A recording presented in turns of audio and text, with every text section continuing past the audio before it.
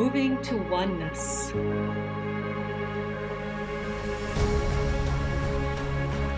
Nourishing curiosity. Embracing differences. Becoming one.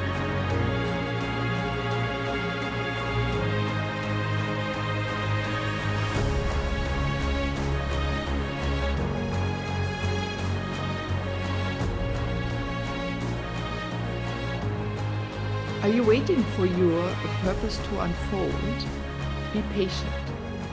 Hello everyone, I'm Meilin Ehlke, your host of the Moving to Oneness podcast. It's a beautiful day, the sun is shining, there is a glittering in the air because newness comes.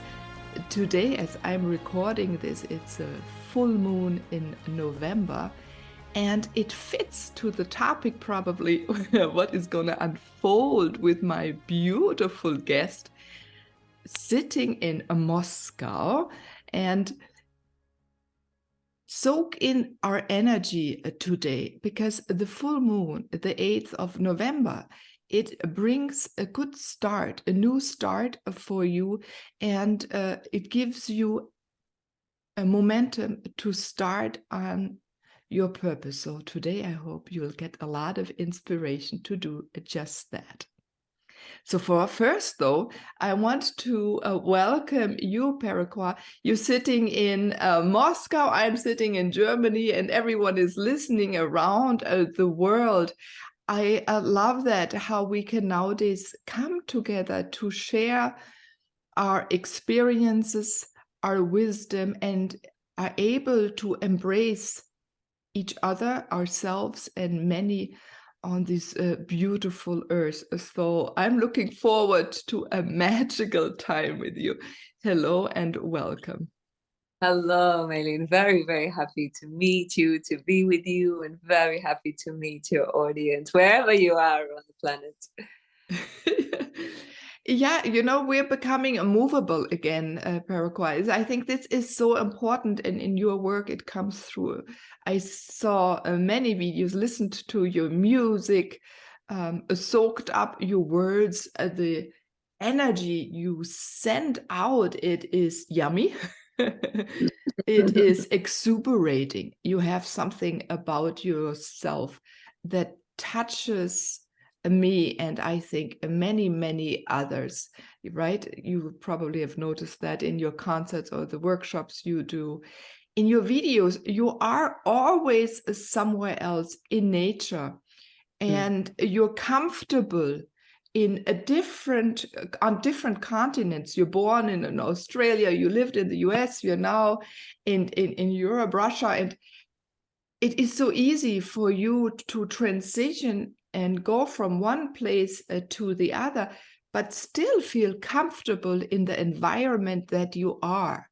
And that is a big wish I have for everyone on this planet, so that we become more movable, more comfortable in moving around again, opening up to each other, and being who we are wherever we are. So how Absolutely did you get to that point? Were you born this way? Did you learn about feeling comfortable everywhere? Or was it just a path of life? I remember when I was 6 years old and I was living in a small village, fishing village in the southeast of South Australia. So we're looking onto the southern oceans that lead to very cold seas. And my father had been a fisherman in this fishing village, and he had drowned maybe 3 years before. Mysteriously, they never found him. And I remember saying to my mother, I don't belong in this place. I said, I never ever want to live in a place like this, in a small village where everybody is so small-minded. Imagine at 6 years old, I said this to my mother. Yeah. And then later I said, and I don't belong in this country because this mind is too small here for what I feel inside. So even as a young woman, you know, sometimes you feel as though you've been born in the wrong place in the world or in the wrong family, you know. And of course, I had to go through the acceptance of that, but the acceptance actually came from leaving my country and my life. And I think when that first transition happened, I was 23 years old. I was an up and coming, like quite successful jazz singer in Sydney, Australia. And and I really had thought that I'd found myself, in that success, until one day I totally collapsed and realized I was totally lost and not following my original feeling for life, that there was something magical to be found. And at that time, I was deeply exploring the voice, had been through conservatoriums, through the jazz world, and I was just opening up my compositional eyes, to start composing music, and my world was very bright, and at the same time quite an emotional roller coaster. I was up, I was down, I was like positive when people gave me positive reflection as an artist. I was crashing into like total dopamine depletion when I was post a concert and I didn't get what I loved to hear about myself, like some real honesty. And it was at a point in my life where I said, okay, what's the truth? Because this is not it, or I would not be on such an emotional roller coaster, And I felt so incredibly lonely in a big city, even though I was aspiring towards, my dream. We spoke about at the beginning, you mentioned about full moon and finding that dream, that calling. I was following it, but I was crashing because I think my ego was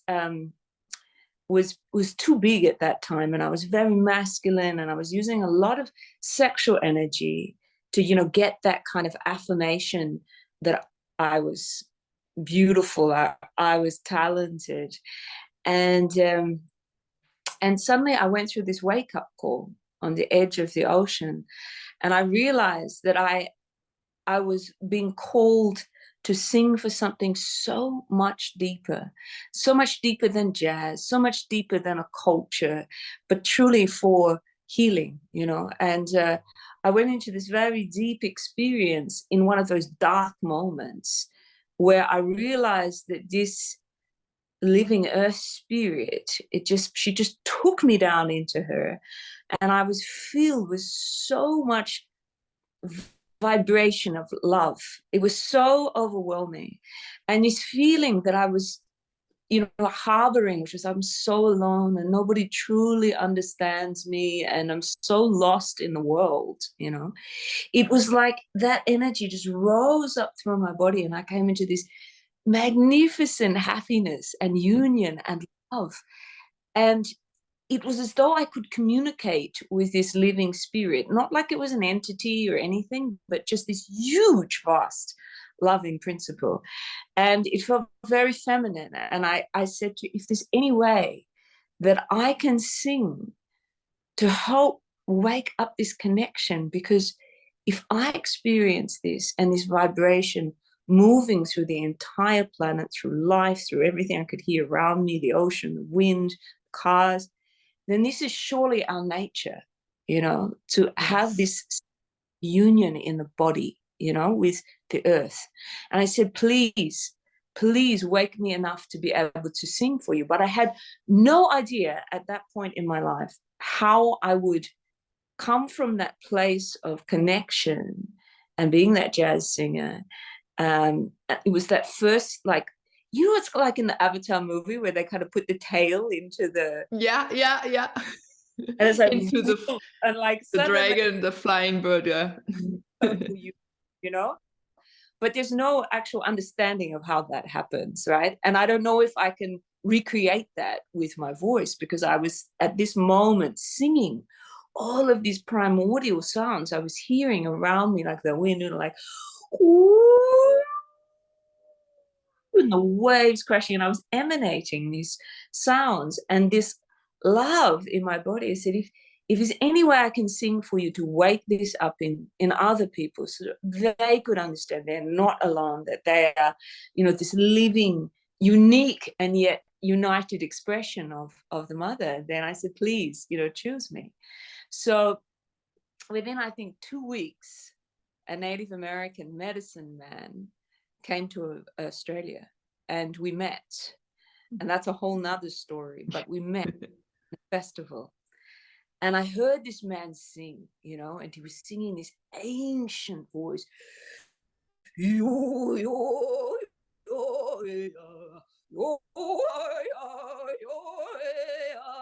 But his voice was like an octave or two low, like so low.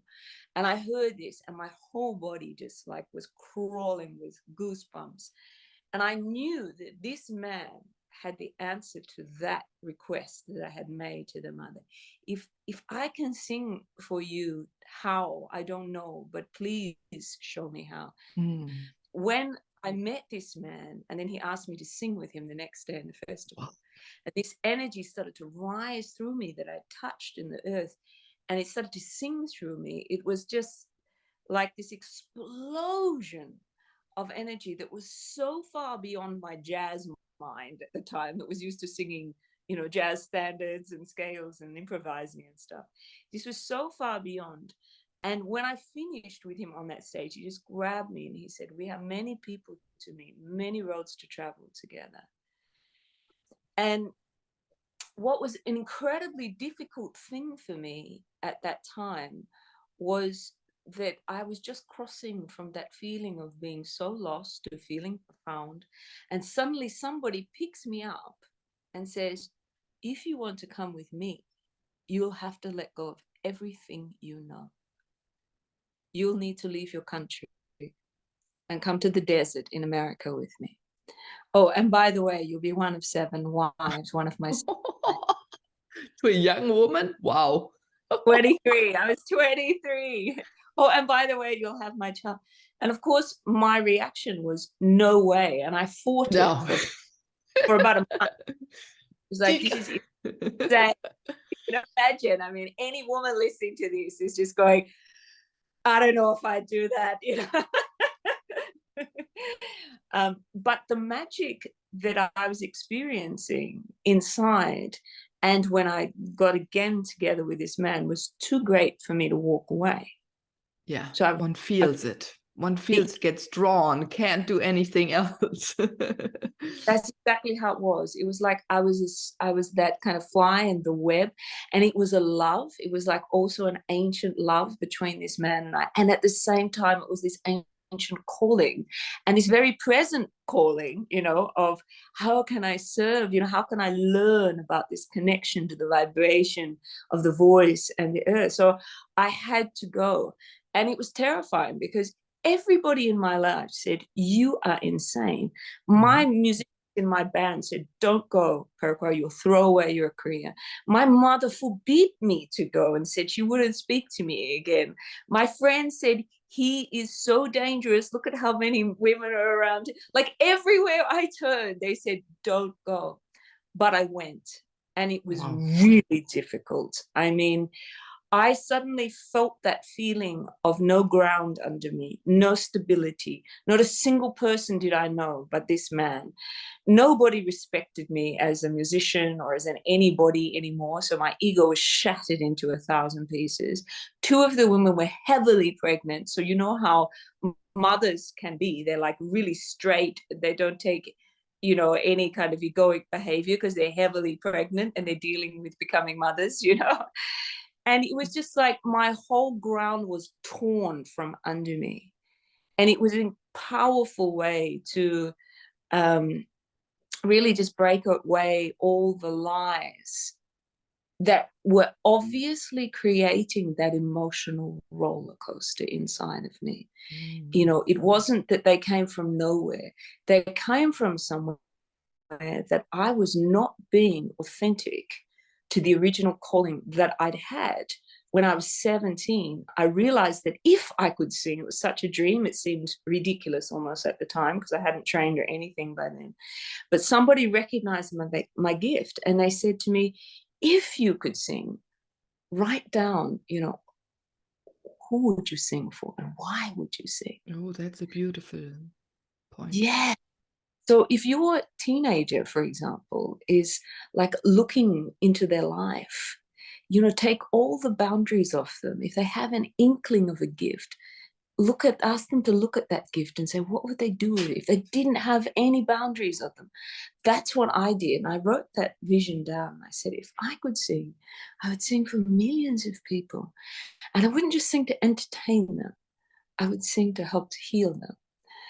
And so by the time I was 23, I'd gone so far down the success, ego road, I'd lost that original vision. So, being torn out of my country, my life, it just started to strip away all that was truly, I think, standing in the way of following that vision, because it's not easy in the contemporary world when you have an inspiration to truly follow it. Especially, I find, I'm sure you're the same, you've got people around you say, you can't do that. That's not real, or you won't make money from that, I have experienced that as well. And I think there are many. So let's say we're more in the Western culture, we don't have a tribal setting. So we're not looked at birth what our gifts are, what our talents are. So we are go out to find themselves. And I think you touched so much. You're speaking my heart. You're telling my story, and you're telling many people's story. Right? We know there is something primal, and we sense it. But how can we express it? There are not enough examples. So that's why I'm so happy you're here and speaking to everyone, because you're a beautiful example of what can be done. Yes, and that journey. It's getting better, I think, for the younger generation. But still, in our generation, there are still people that are searching for it, and they know it. They know deep inside there's something else. And so whatever culture you are in, go and look, where can you find wisdom keywords? Where can you find a nature to connect to give you these primal energies that Peruquois spoke so deeply about, this connection. And I think the world is really yearning, that's the word, yearning for this true, it feels like an embrace, but at the same time, it's like a whoosh and uplift, and to give you support to move forward. So we all know it exists. And I think that's why so many people numb themselves with alcohol or other things, because they are stagnant. They don't know which way to go. And until that part, we have so much more to talk about. But until that part, you were very open. You had a clear line that there's more for you. And you listened to yourself. You waited, right? Sometimes we have to start and do things and break out of a setting and not to listen. And I believe in the moments when we do follow then the path we're to go, that is the moment where we don't listen. So for anyone who's watching and listening, these moments where you want go anyway, even though everyone says don't do it, then it's normally the right way, because they cannot understand your experience or what you're looking for. They're living a different life.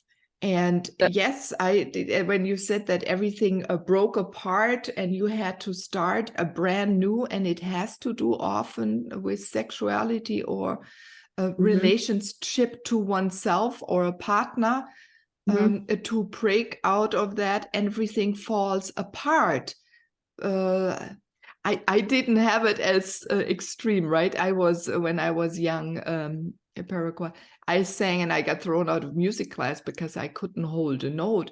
But I remember then when I was pregnant, I was in Florida. That time I was reading the books of Anastasia. She's a Russian healer, right? In Siberia.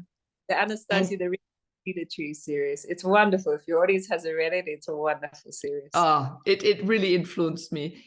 And so I was reading, and there was in the story, she spoke for a moment about a woman who started to sing. And I remember, and just as you were speaking, it came back to my mind. So thank you very much. That I had that urge, that thought, I was somewhere, a parking lot in a national park. But I was thinking, oh my God, I would love to sing this way. And only a few minutes later, I thought, oh no, Meilin, you have no voice. You got thrown out of a music. You can't hold a tone. You can't hear the pitch of whatever. So I put it aside. And much later in my life, I was meeting many shamans, and one, she was the grand shaman of the Southern Hemisphere, Auntie Wei from New Zealand. And I remember she said, oh, it will open up like a little spring, and then once it becomes a waterfall and your voice is going to touch many. And I had no idea what she meant. But later I did. One day I just started singing, and I couldn't stop. And then I played here and there, and I have exactly those words that you use, this bringing it out to touch and help and support people to live their life there to live, why they're here, to live their purpose, and to provide a momentum. And your music does that as well. You give people a momentum as they move into their body and start feeling themselves, right? You also then later talk a lot about the woman, how she has to be, and the femininity, and how we have to, we don't have to, but yeah, we should. I think so. It's time for all of us women to really look at ourselves and say, what are we not living? And you mentioned it, that you took it apart. It's this appealing away that it's not me. What am I doing for others? What hurts? So talk to that unpeeling a little bit more, so a person knows what to look for and what are maybe the first peels they can take off. It's interesting, it actually happened to me even before I had this experience with the earth by the ocean. It happened to me when I was 18. And you spoke for a moment about often through an experience of sexuality or partnership, we sometimes go through that wake-up call, right?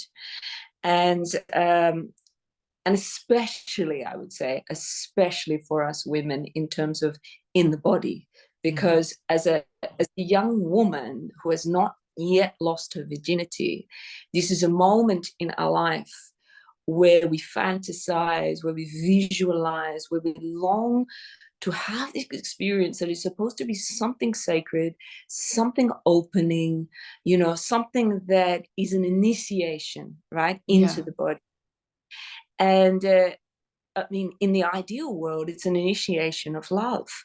But so often it is not that, not because necessarily man is not capable. He's just often not initiated himself in the opening of his heart in order to be able to open a woman through that connection from the heart through the penis, So it's in the whole picture where the initiation in the world, and I can't just say it's in the West because I've seen it all over the native world, the same problem, is this initiation is not there because the heart is not opened and has not been taught how the sexual energy and the heart energy connects, right? And for me as that young woman, I was waiting for this moment, for this loss of virginity, waiting for that man to come. Well, it happened in a very violent way for me.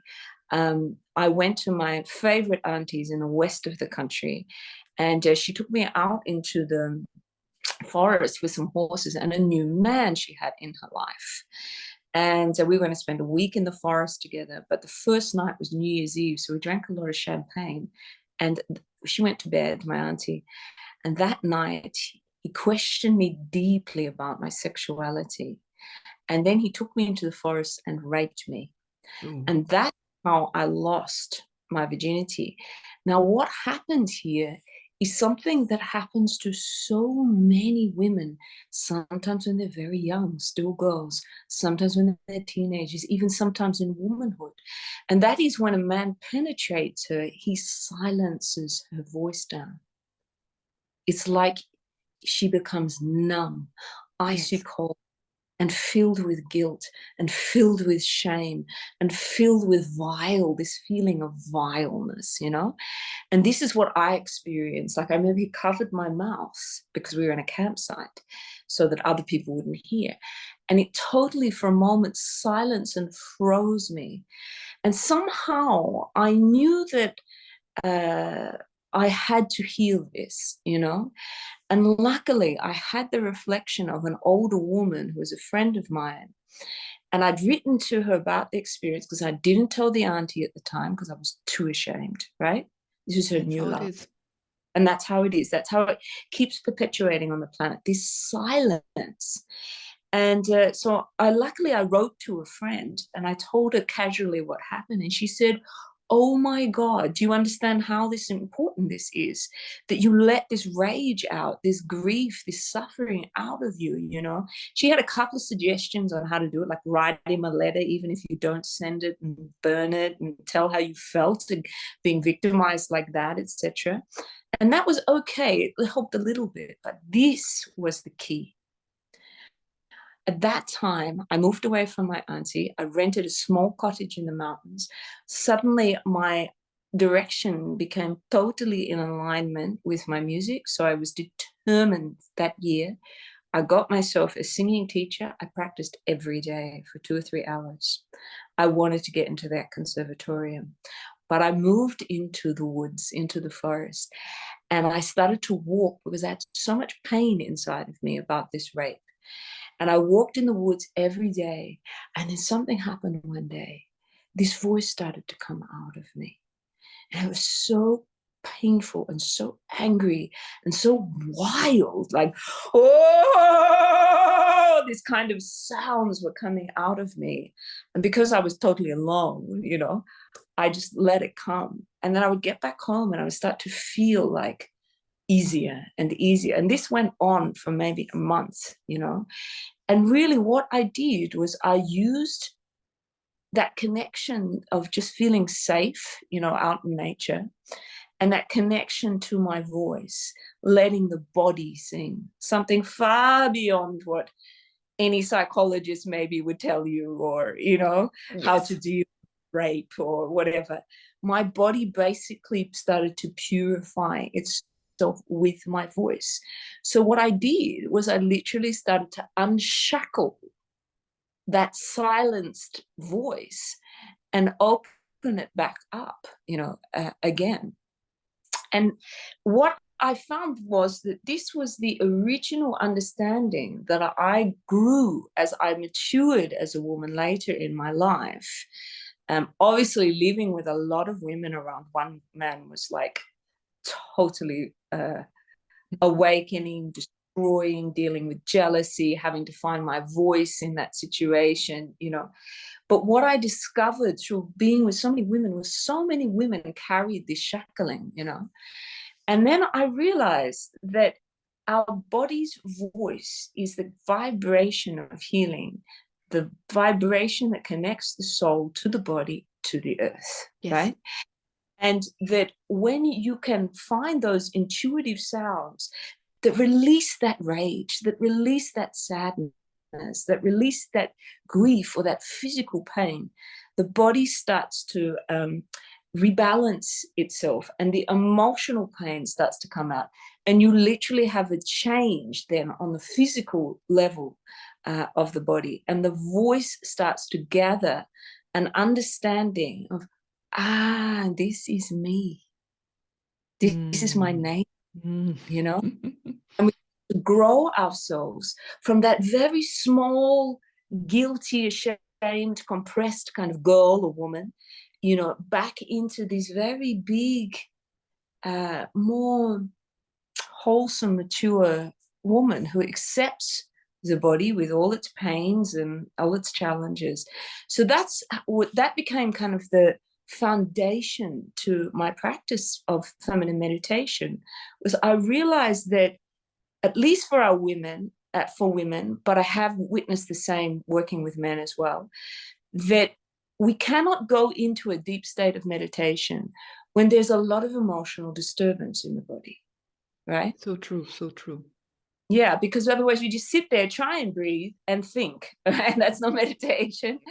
And it's not that we want the mind to stop, it's that we need the body to feel itself, the sensations of the body and the voice. I mean, even if your listeners now put their hand on their throat and say something, you can feel the vibration of your voice. If you put your hand on your heart and just close the breath for a moment, stop the breath for a moment, and you can even just squeeze the pelvic floor closed a little bit, you'll feel the pulse, pulse, pulse, pulse, pulse, pulse.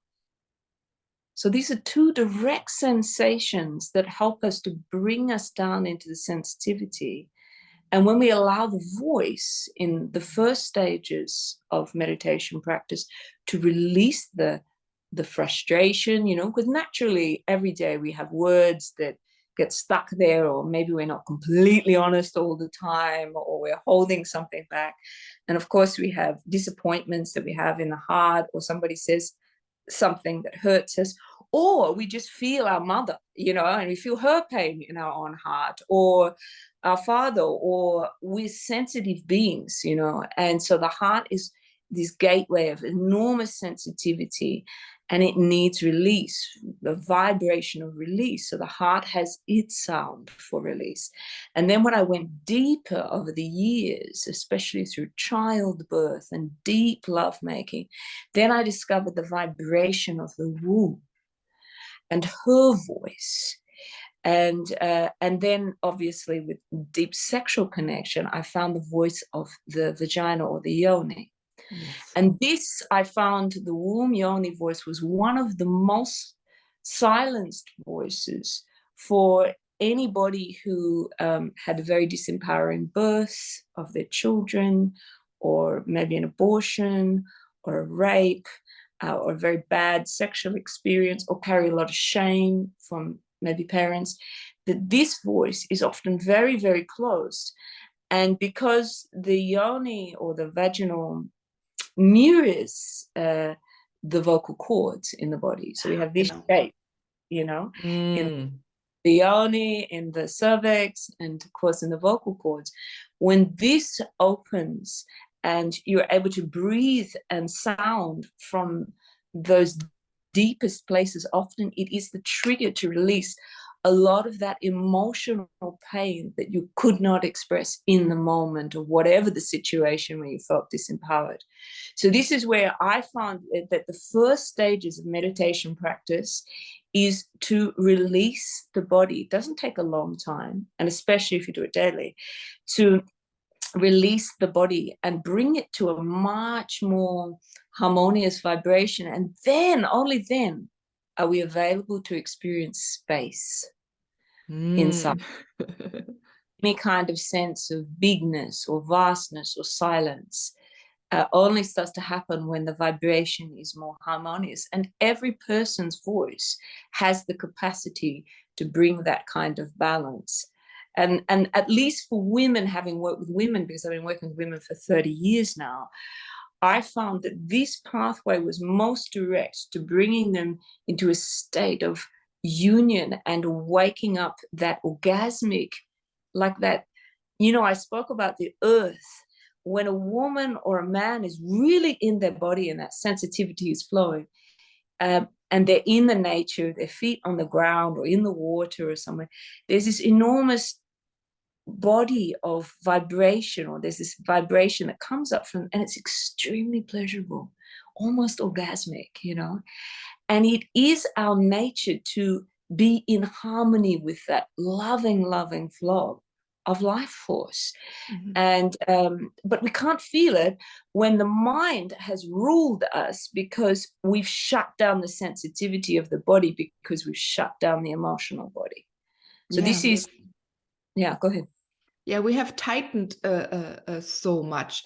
And I, two things was, when you were speaking, I learned from cats. I'm very connected with cats. Mhm. They purr, and Yeah. they change the vibration of the purr to heal. So this is Yes. really fascinating, and opened a lot of eyes for me of how important it is to bring out the voice. I experienced similar betrayal, and I was looking to sing it out. I used the wind. I would go outside when it was windy to scream out, or then the last big one when I was ready, because it was also a practice. You can't just go out and go, because then it comes a tone like this. It is not this one that comes all the way from deep out and goes within. I was then on Hawaii on the ocean. And then on the last day, I said, Meilin, you have to do it now or never before you go back to. I went up early in the morning, and then I went to the water, and then it could come. And it was like the whole energy was pulled in through my legs, coming out.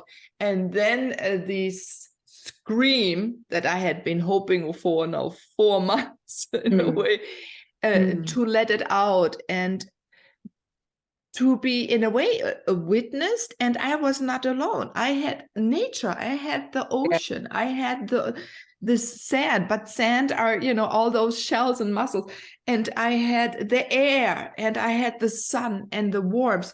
So this is important, everyone. You're never alone, right? Also, when Peruquois speaks, she's so connected to Mother Earth. You hear a voice and mentioning Mother Earth so much, taking in what the energy feels, and also from the energies above, and they come together, and they do come out here, and it's ours in our purpose, right? We were talking about that at the beginning, to bring it out and to voice it. And another beautiful point, because you mentioned how important the vagina is.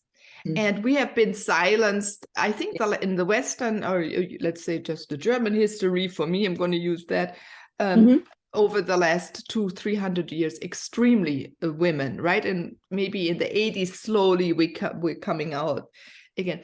But before that, women, we also healed with our vagina. And if you go back further enough and look at it, we could take anyone in between our legs. It's not just the sexual partner you take, but then there comes a strength. It goes up, as you mentioned, too, but it also goes down through the body, and the love and the being you are. And you are a beautiful magic, everyone. You are an extreme, beautiful person, and you're as important and powerful as everyone else. And so this love, and that funnels then out, and we can use the vagina to give power, healing, strength to anyone we desire. And then the next moment, it's like this a cycle. We pull it up into ourselves, and we're not taught this anymore. So I love that you talk about that and share that more with the world, building up this connection and feeling how energy flows, how different vibrations. And many women in your workshops, you do yoga, right? And your voice and your femininity and all the others, your workshops you do, is the women, they must also, I've noticed, they change their voice. So if we become who we are, it mostly drops. We think we have to speak so much higher as a woman, but because we're so tight, the peeping sound is up so high. But when you open up, you let your chest grow in all different directions, your belly, your whole body form. Right, that's another point, Peruquois. I'm using Germany again because it's a good example, right? We're taught to march. Since it's a military school till 1600s, we're taught to march and walk like men. So we don't even wobble anymore. We don't use our hips. We don't show our breasts. I mean, that's another thing I really hate around the world. We can't bare our breasts. It's considered a sexual object, and it's not. So we should all be able to take our tops off and bear and be who we are, and even if we have clothes on it, but to have it full and presented, and we're all walking with the shoulders pulled forward, right? And no one even knows that we're hiding, and the shame of being a woman. And men have the same. I've learned in my workshops, men have the same. They're happy when suddenly they can open up their chest and be the broad man and move into the role. I think we women mothers often castrate their sons. You have a son, I have a son. I try not to do that. That was one of my things I was at Meilin. I hope I don't do this, and be aware. Yeah, so beautiful points, and a very important work you do in your workshops, and you change with your voice and your songs. I mean, I've spoken a lot about women because most of my work I do is with women, but in occasions when I've been touring throughout Europe, very occasionally there's like a culture where there's a lot more men who are also growing and growing, you know. And so sometimes I've done workshops with men, up to 100 men, and I've had them singing these enormous powers through their body. And men, when they're really allowed to sing, like really shown how to root their breath and their pelvic floor and things, and when they're inviting that earth energy, a room full of men singing to the mother is like, it's spine chilling. And I've got a feeling. Yes, goes through my body as you're talking about it. And I've had men just shaking with orgasmic energy as that earth energies come up through their body. So of course I understand that it's not just with women, but it's rare with men because not many people know how to guide the men there. And of course, you know, in my experience in the world, and this is very, very difficult thing economically, is that women are the ones asking the questions, wanting this connection to their body, to their love, etc. And they're the ones showing up for the workshops, for my concerts, you know, and for anybody who I know who is doing any spiritual work. It's nearly, the numbers are nearly always 70 to 80% women. And yet, when it's to do with like a business conference, like it could even be spiritual business, but a business conference, something that enables man to make money, to survive, to be more intelligent, etc., you'll find many men there, you know?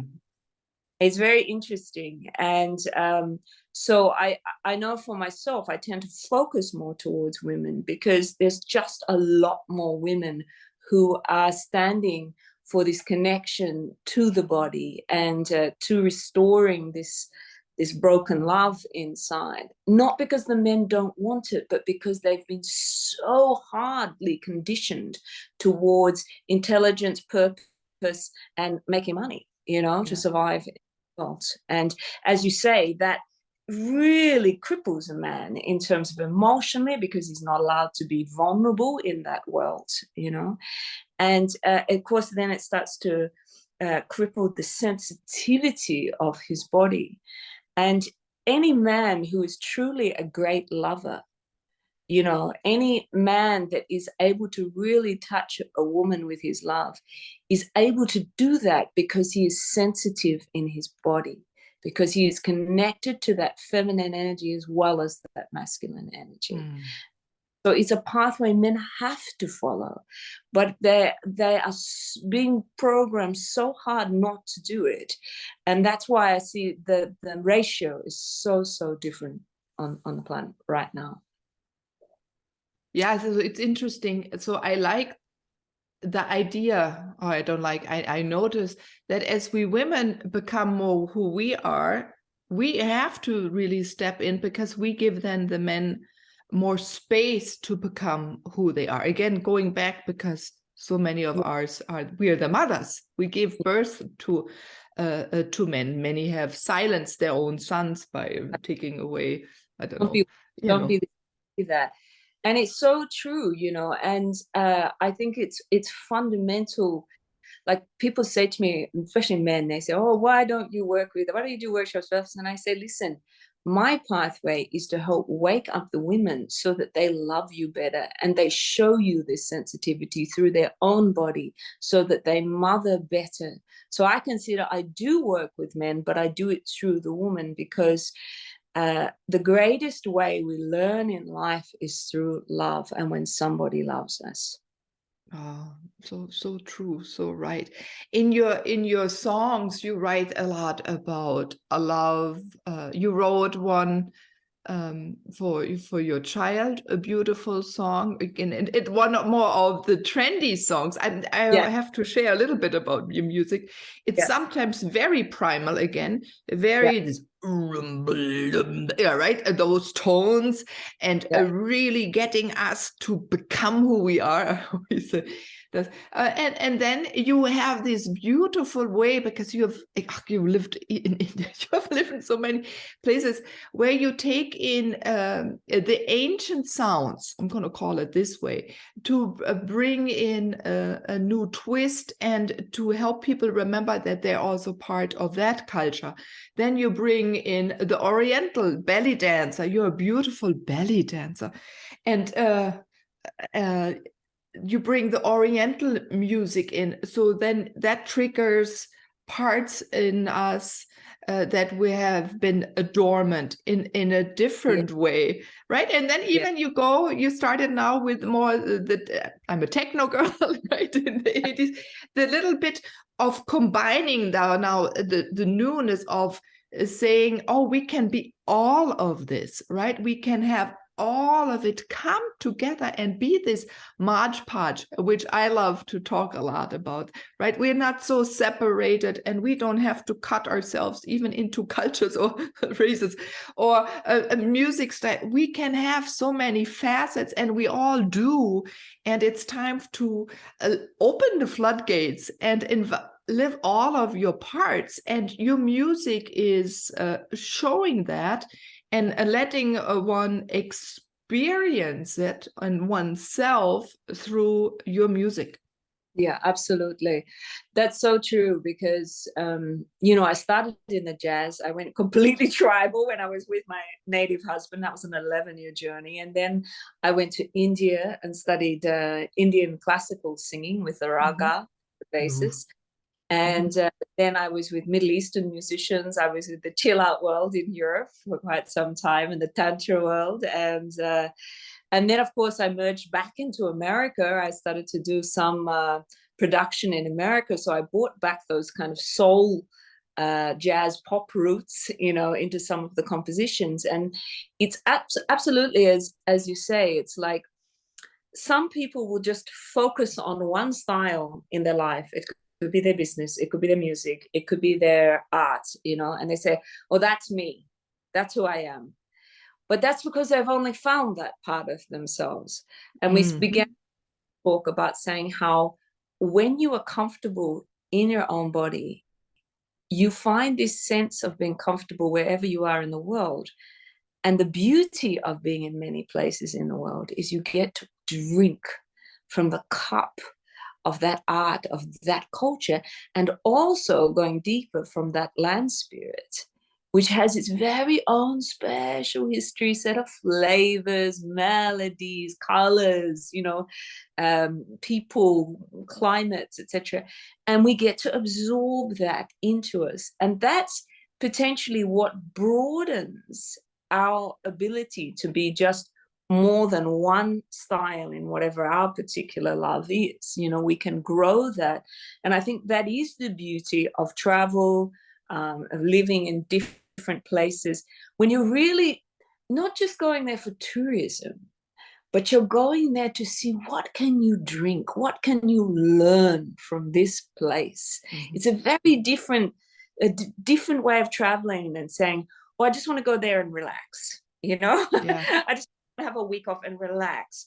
Or you can say, oh, I want to go to Egypt and I want to go diving in the ocean there. I want to see all those fishes, and I want to climb those pyramids, and I want to meet the people there, and I want to go and dance there with the people, or I want to walk in those mountains, or whatever it is. But you drink fully, like you give yourself fully to a place, with this sense of openness. It's amazing what we take home and integrate into ourselves, whether it's a week, whether it's a month, whether it's a year, you know. It's amazing. And that's definitely, I would say, that's what is the big melting pot of my art. So yeah, like the song you mentioned I wrote for my daughter was Be Yourself. I was reminding her to be herself when she was a teenager, you know. Be yourself, don't try to impress, baby, there isn't anybody else quite like you. Don't try to imitate the universe. It doesn't make mistakes. Authenticity is the only way you live your life freely. Be yourself. You know, you can hear that there's kind of this jazz kind of soul pop something all mixing going in there with this conscious message that for me, I wanted to put it in her body. I wanted to put it in her soul, you know. So like inject. Yeah, nothing like singing something into somebody, you know. You know, when you consistently sing something in your house, it becomes like a mantra for everybody that's around you, you know. And that was my intention. And of course, you know, I think she really, really inspired me to go deeper with that idea that because I'm an English speaker, right?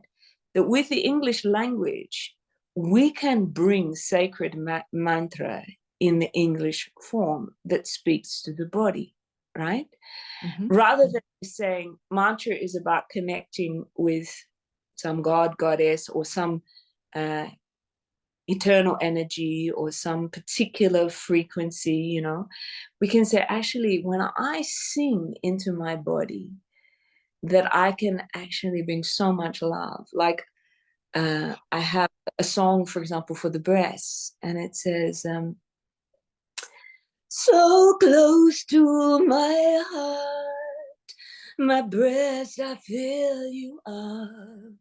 I love, love, love you.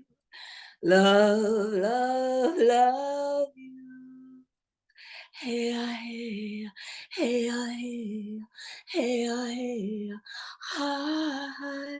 And then I put that over like a more Middle Eastern kind of dance groove so that a woman can dance, you know, with this feeling of her breast. I had people in so much fun. Yeah, 6,000 people at a concert, women singing this, holding their breasts, you know. And that is huge transformation coming together. We barely have that. We all sit alone, most of us. Maybe you're lucky you have sisters. Or I remember already the change of my friend. She had a sister and a cousin and the grandma and the mother, and they were so much more feminine. And then once I met another friend of mine now, she's a Sasa. They live womanhood and a sisterhood. And so many of us are alone. We don't get taught anything. When we spoke before, you know, when we go through puberty, we can't share. Where are any places, communities where we can do this? So this is another part, or even also the men. There are no rituals, there are no ceremonies welcoming this in. So our body has been shunned for too long. It's changing now. There's a stop. Body is going to become very, very important. I want to go back to one spot because we're here also to inspire others. Yes. And you and I have something in common that you don't know yet, Peruquois. I have cerebral palsy. I don't walk correctly. And you had problems as a child with your legs, and you had operations, and that helped you grow as my cerebral palsy. So we're both don't walk considered normal or be normal, but both of us, we do not hesitate to go on stage and to show ourselves fully. in the way we are.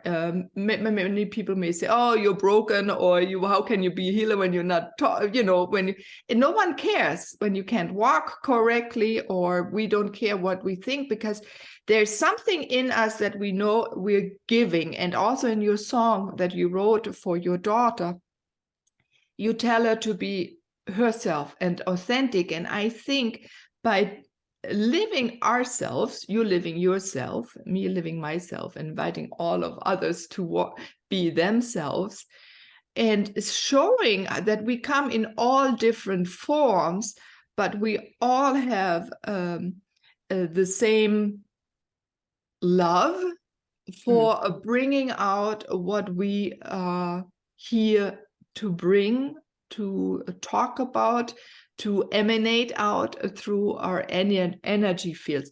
Did you go also through the phase where you said, "Oh, I can't be on stage," but you went rather quickly in your life on stage? For me, it took much longer for me to be, not care to how I walk in front of many people.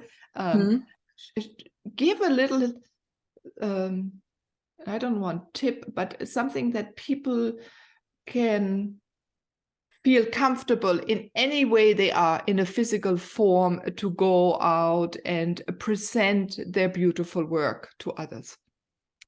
Well, I mean, I think fundamentally the most difficult challenge that we carry inside of us is I'm not enough, right? That's the feeling.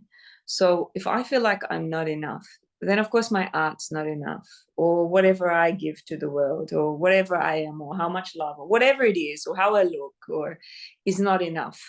And if we understand that this is like a virus in the right, and that nobody is alone in having that virus. Like, we recognized COVID was a virus, and we said, okay, we have to do something to fix this. Some people vaccinated. Some people said, okay, I want to build my immune system, got a lot of herbal understanding. I personally used ozone injection therapies and herbs and things. And I said, okay, I understand this is an aggressive virus, so I need to be armed, and I need to keep myself at a certain level of health. And as soon as I catch the signs that virus is there, then I do something to attack that virus back and bring up my own immune system so they will, kill that virus in return, right? This is a natural state of restoring health. And it sounds kind of ironic because I'm mentioning attack and kill in health, but it is actually part of life, attack and kill. You can't say the feminine principle, she will destroy and eat things, and this is part of life. So, but it's the intelligence that we grow inside to recognize we have a virus, right? And as soon as we see that virus active, we need to be able to do something to find the antidote. Now, if you understand inside of you that you carry this fundamental thing that eats at you, and I'm not enough, maybe before you go to that business meeting, or maybe they won't like me, maybe they won't think my idea is good, or maybe I'm not going to be able to help this person in this healing session I'm about to do, or whatever it is, that you do. And there's that voice of I'm not enough, that little virus that starts to eat away. And what does it eat away? It eats away at that inherent flow of life, that life force, that flow of love that is infinitely more intelligent than your mind, and it's that flow of love, that intelligence that wants to create harmony, beauty, life, success, or whatever you want to call that, but inherently wants to bring something good and wholesome into whatever it is that you're doing. But you've got this virus going ding, ding, ding, ding, ding, you're not enough and you're going to fail, or he's not going to be attracted to you, or he's going to get tired of you, or whatever it is, but this feeling of I'm not enough is eating us. If we don't recognize this virus, and it's gotten particularly bad in women's body, men has it a little bit, but women have it so much more. Because they're targeted. Their whole economic system of consumption is geared towards making women buy, which is why about 70% of consumer goods are bought by women. You know, obviously we see men buying a lot more technology as well as women, but in terms of, you know, anything to do with the body, with the home, with, I don't know, any gadget, any cosmetic, it's largely women who are being targeted as the buying market. And how do you make somebody buy? Bring up their pain and tell them they're not enough, that they need this, they're getting old, they're getting weak, they're not desirable, etc., etc.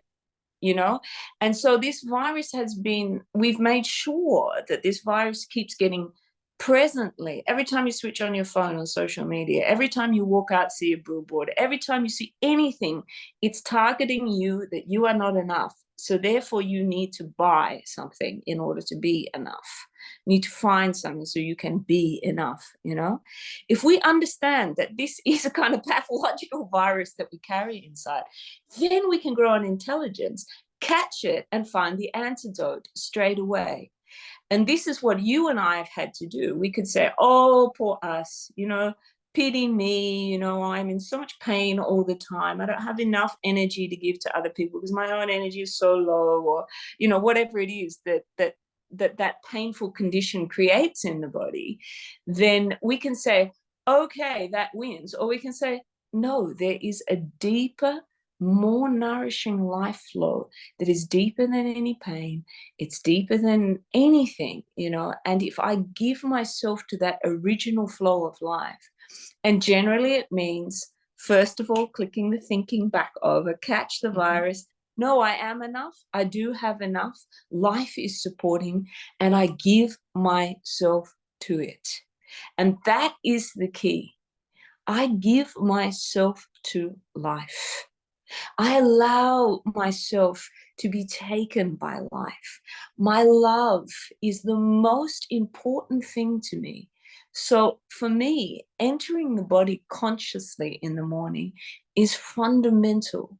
If I don't enter my body consciously and I go straight onto a mobile phone or being very mental, then this deeper, nourishing life force is not switched on in my body because I have these connections, you know. So I made that commitment and I created these practices from my own need, and of course that spilled into the world of women, mostly women, but I do have some practices for men too. But to consciously enter the body and switch on this flow of love and switch on this flow of life and empty out all of that not enoughness, you know, with the voice, you know, out of the body, and switch it back on, so that when that virus, which inevitably is going to switch itself on and off all day through your day, you are smart enough, wise enough, and loving enough to catch it and say, no, I am enough. No, my love is very intelligent and it knows what choice to make, and I'm listening to it. These are the kinds of keys that I live by. Oh, beautiful, beautiful. Wow, time flies. We could keep on speaking. It's important for me though, because you have a wonderful choice of words. You did write a book, and I know it's in Russian and it's not in another language enough, but we're enough Russians listening that do speak Russia. There are many around the world as well. Show it to you. It's such beautiful, yeah. Wow, the cover already is drawing me in. It will one day be in English. Next year I'm writing it into English, so it will be around March or something. We'll be releasing it next year. So so everyone, keep your eyes out of Peruquois. How can people reach you best? Yes, there's two ways. If you want to instantly connect with me easily, you can find me on Instagram, Peruquois, and it's spelled like Peru, the country, and Kwa like Iroquois Indian. It's like a French spelling. So Peruquois is my Instagram. But there's also an extremely big world of online courses for women. There's about 15, 16 courses. It's Ooh. around and it's around about growing emotional intelligence. It's feminine meditation practice. It's how to heal grief. It's about how to birth babies consciously. It's about how to call an authentic love into your life, or how to heal the past pain of a last man that has left your life. There's so many different courses. And on the other side of the platform, the same platform, Peruquois.com, you'll find 10 music CDs. I've touched on a couple of them. And there's a lot of videos, music videos, and you spoke about me dancing and stuff, and they've all been beautifully filmed in different parts of the world in nature. And so there's the music people can download from the platform. They can watch. There's some free online courses as well if people don't have money. You know, it's like it's all there. There's a whole world there to support people. And I think also what we didn't speak about for me was not just helping people to find their own voice, but eventually what happened in my musical pathway was that I found this most deep healing voice where I'm using very high harmonic overtones, very low harmonic overtones.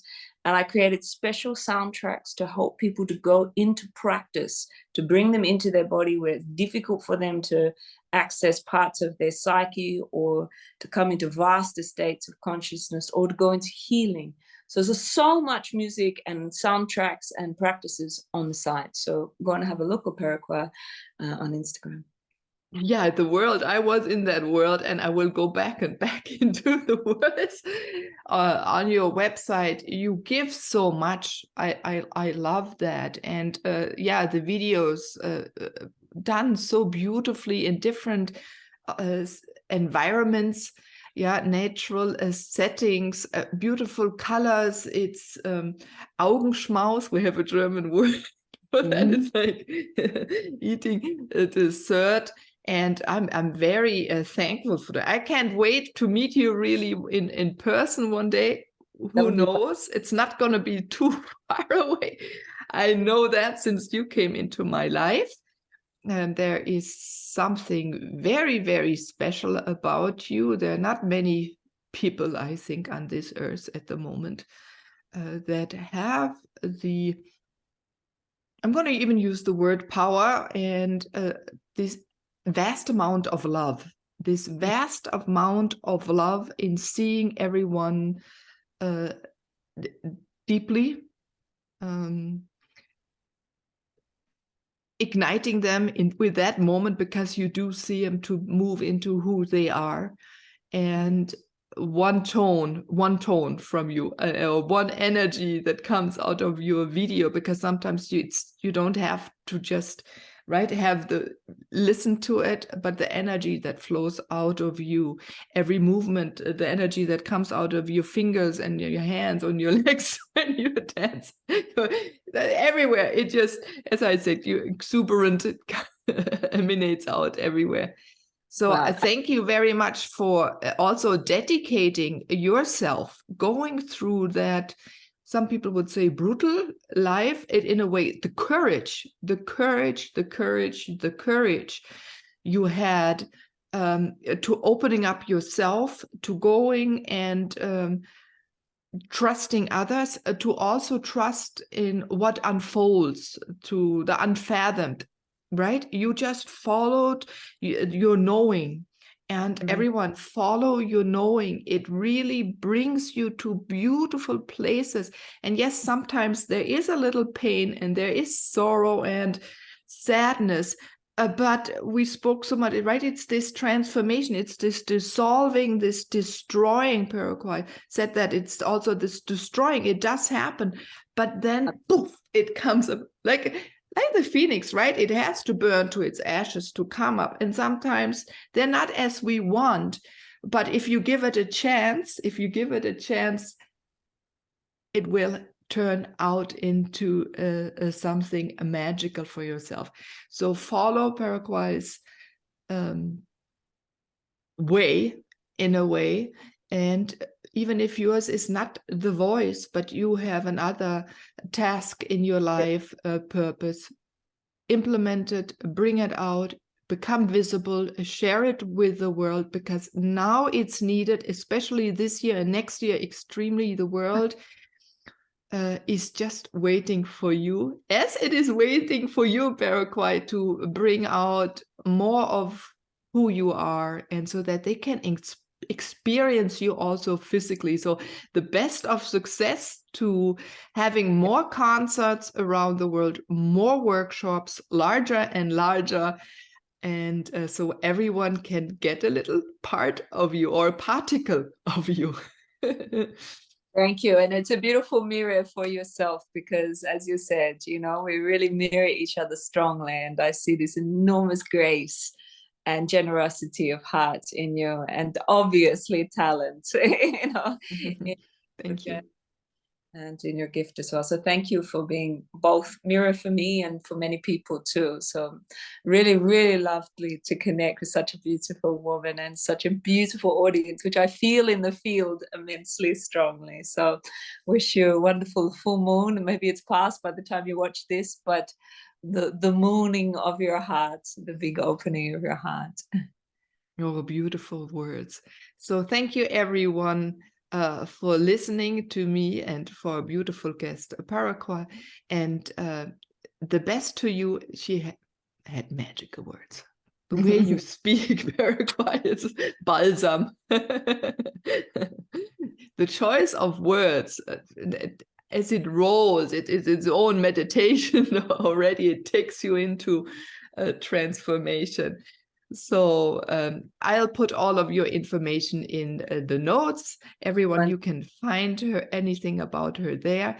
And the best to you.